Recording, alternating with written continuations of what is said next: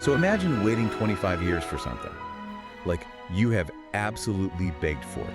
Oh, wow. You have negotiated for it, Yeah. brought in professional mediators, paid legal fees. Right, the whole 9 yards. Exactly. Yeah. You've lost countless nights of sleep trying to make it happen.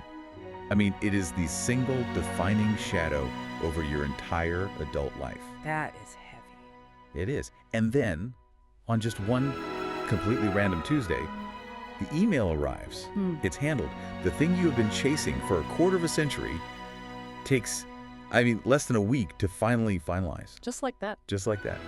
But in that moment, as you stare at the screen and anticipating this overwhelming wave of relief, you realize you feel absolutely nothing. Yeah, it is a profoundly disorienting experience. We assume that crossing a finish line like that will automatically trigger this biological reward, right? Like a massive hit of dopamine. Right, you expect the fireworks. Exactly. But when you spend decades locked in a state of anticipation, the waiting itself basically becomes your baseline neurological state. Oh, that makes so much sense. Yeah, so when the wait suddenly ends, the brain doesn't register victory. It registers a sudden, terrifying vacuum. And that vacuum is exactly where we are starting today. Welcome to the Deep Dive. Our source material today is this starkly intimate autobiographical essay titled Reflections on 2 Decades of Marital Turbulence. Such a fascinating read. It really is. Because, this isn't a sanitized self-help manual or some detached clinical study. It is a real-time, completely unfiltered look into one man's mind as he navigates the lifelong fallout of his own choices. Right, we rarely get access to this level of unvarnished self-reporting. No, we really don't. The author lays out his deepest regrets, his resentments, and the mechanics of his own marital failures. It offers us this incredible real-time case study in how human beings process long-term emotional gridlock. Yeah, and the mission for this deep dive is to unpack the anatomy of that 25-year emotional limbo. Because, this essay is really only superficially about a divorce. Oh. At its core, it is a study of the human condition. It explores the hidden cost of time and that unavoidable reality that you simply cannot fast forward emotional closure. You really can't force it. No. So, okay, let's unpack this. I want you to think of this deep dive like examining the cross-section of a deeply scarred tree. Oh, I like that analogy. Right. Like, we aren't just counting the rings to see how old the conflict is. We are looking at how the tree actually survived. Yeah, because a dark, thick ring doesn't just mean there was a drought. Exactly. It shows the precise mechanism the tree used to build scar tissue over a wound so it wouldn't collapse. And we are looking for those structural scars today. And what's fascinating here is that the author forces us to look at those scars immediately. He completely skips the traditional chronological backstory. Just drops us right in? Right in. He drops us right into the aftermath of the inciting incident, which is the sudden resolution of a 25-year stalemate. So let's lay out the mechanics of that stalemate for a second. The author is currently in his second marriage. But for 25 years, his first wife steadfastly refused to grant him a legal divorce. 25 years. Right. And to provide the context here, he was the one who cheated. He left, and he essentially started a new life with another woman. Yeah. But out of this crushing, suffocating sense of guilt over his infidelity, he never forced the legal issue. Like, he allowed his ex-wife to hold the pen and dictate the timeline. He basically gave up all his agency there. Exactly. And then, out of nowhere, decades later, she just files for a divorce on her own terms. And the psychological whiplash he experiences here is so critical to understand. Yeah, tell me about that. Well, he describes this hollow space that instantly floods, but not with relief. It floods with all these what-ifs. We have to look at the sunk cost fallacy operating in his mind here. Right, because he had invested so much. Exactly. He spent a decade with his first wife. She was the partner for his early adulthood milestones.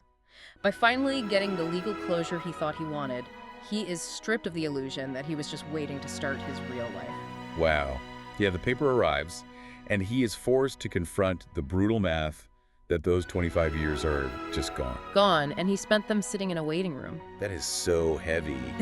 And he immediately begins spiraling into this complex web of blame. Like, he questions if he should blame himself for being the man who stepped out on his marriage. Which, is a fair question. Totally. Then he wonders if he should blame his current wife for being willing to marry a man who is still legally bound to someone else. I'm deflecting a bit there. Oh, absolutely deflecting.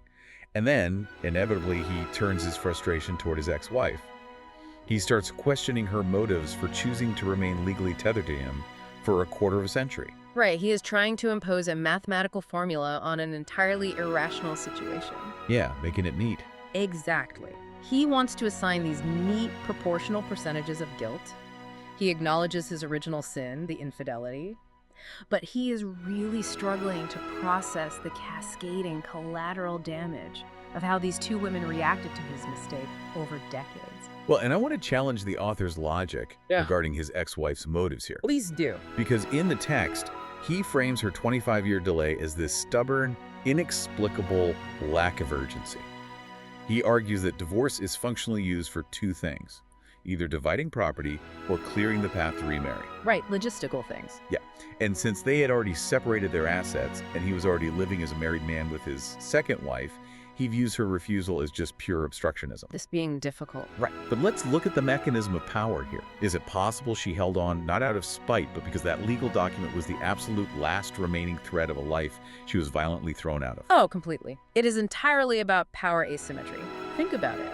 When a partner leaves abruptly, the person left behind is stripped of all agency. I mean, their life is rewritten without their consent. That's a great way to put it. Yeah, so by withholding her signature, she retained the only piece of leverage she had left. Right, it wasn't about the property. Not at all, and it wasn't about wanting to remarry. It was a mechanism to ensure she still occupied space in his mind. Wow. Releasing him legally would have been a final admission of total defeat. Maintaining that legal tie was her way of keeping the narrative unresolved. Which makes the moment she finally cuts the tie even heavier. Because when the divorce decree actually materializes, the author's reaction is so muted, so fundamentally flat, that he makes a staggering decision. This part blew my mind. I know, right? He doesn't even tell his current wife. I mean, the person he shares a home with, the woman who has ostensibly been living in the shadow of this previous marriage for decades, Yes. kept entirely in the dark. He receives the very thing that has been hanging over their relationship from day one, and he just folds it up and keeps it to himself. Unbelievable. And the reason he keeps it to himself is the darkest revelation of the essay, honestly. The communication in his current marriage hasn't just stalled, it has clinically flatlined. Yeah, the author describes a home environment that is entirely devoid of emotional oxygen. Emotional oxygen, I like that phrase. Right, they only exchange information when it is logistically mandatory, like coordinating the children, managing the finances, or maintaining the physical property. Right. Vulnerability has been completely eradicated from their ecosystem. It's no longer a marriage. It's a doctrine of mutually assured destruction. Like we often hear couples described as living like ghosts. Right, just drifting. Yeah, but that implies they're just drifting past each other harmlessly. Yeah, This is much closer to a Cold War standoff. definitely a Cold War. They share the same physical territory, but they both know that any attempt at genuine communication is essentially a launch code. Wow. If one of them speaks, it triggers an unwinnable emotional nuclear exchange. So absolute stony silence becomes their only rational defensive strategy. And that mechanism of defense is so crucial to understand because the text outlines the clinical realities that built this Cold War. Right, it didn't just happen overnight. No, this silence wasn't a sudden choice. It was an adaptation to an unsustainable environment.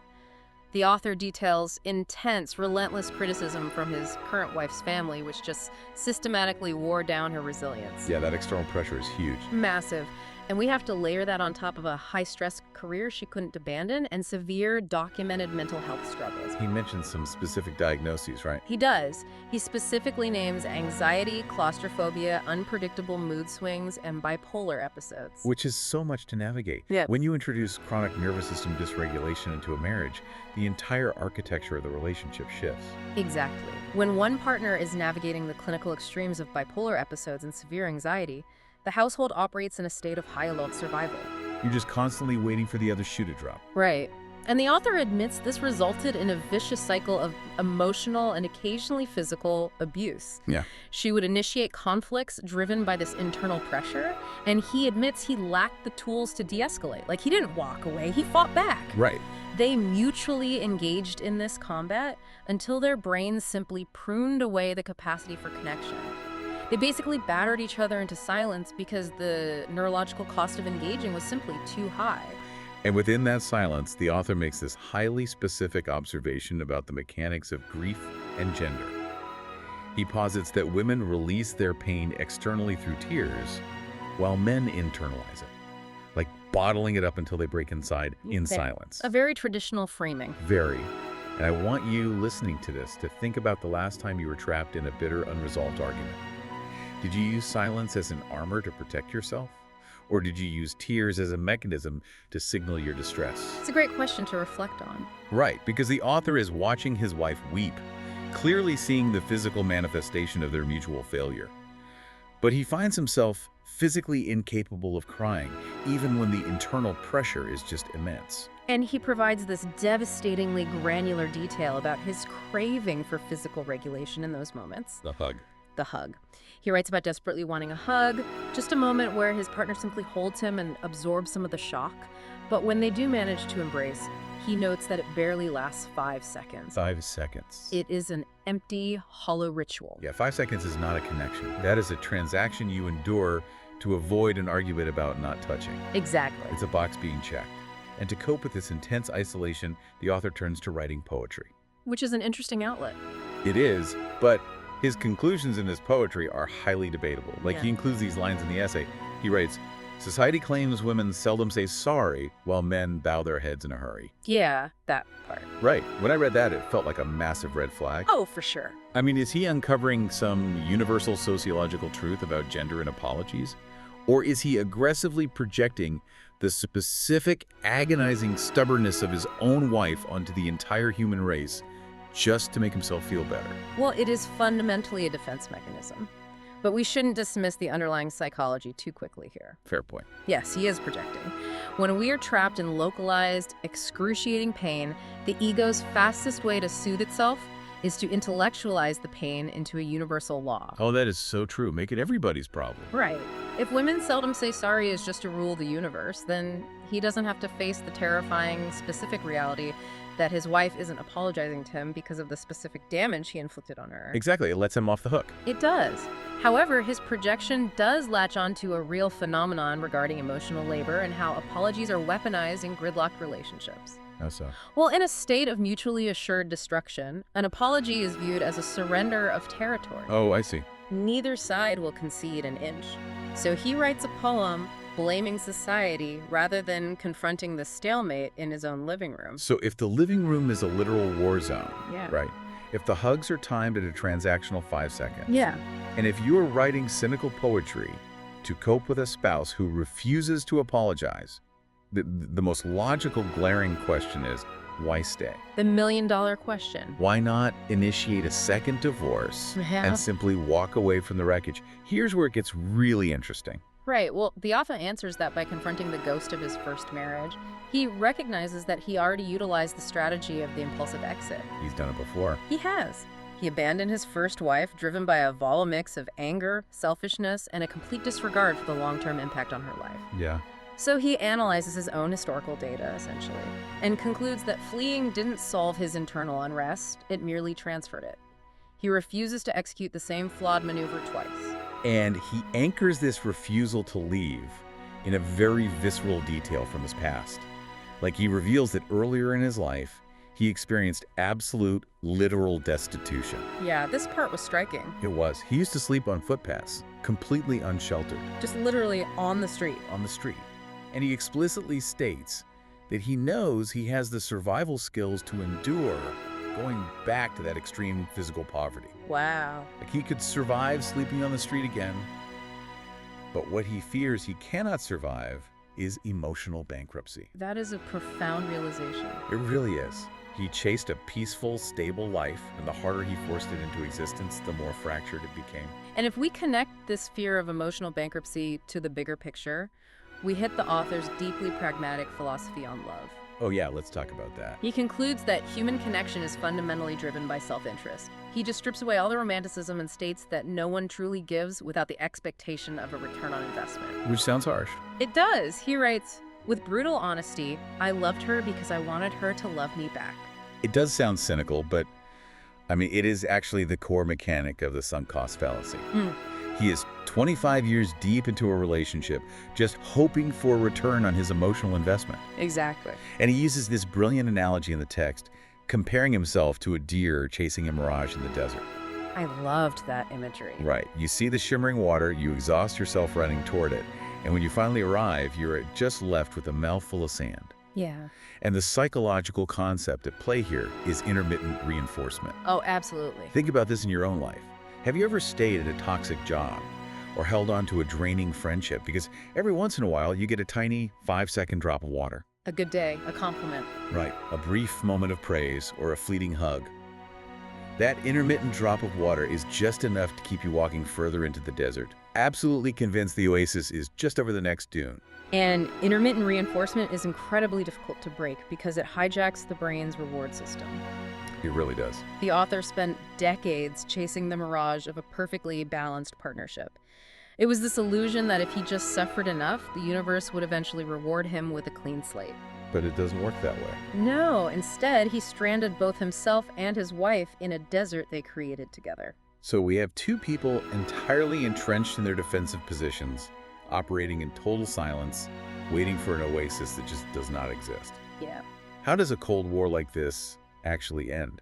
I mean, it rarely ends with a spontaneous treaty. It usually requires an alien invasion. An alien invasion. Like a massive external event that forces both sides to drop their weapons and cooperate. And in this narrative, that external event is the June 2022 wedding of the author's eldest daughter. Yeah. A wedding of a child is a monumental logistical and emotional undertaking. It is huge. It inherently demands that you suppress your personal grievances to execute a shared objective.